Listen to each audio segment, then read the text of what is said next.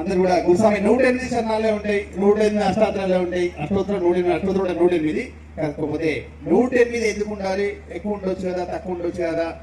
108 ఎందుకంటే మనం ఇది కూడా అయ్యప్ప స్వామి దాంట్లో కాకుండా కూడా వేరే దాంట్లో కూడా మన 108 ఉంటాయి. అంటే మన 108 ఎందుకు ఉంటాయంటే మన మెదడులో 108 నరాలు, 108 కన్నా మన జంటల్స్ ఉంటాయి అనమాట. అవి మొత్తంగా అందుకొచ్చే మనకి 108 పెడతారు అనమాట.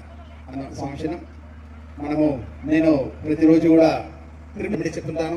1,38,00,000 రెమెడీస్ చెప్తున్నాను ఎన్నో రకాలుగా.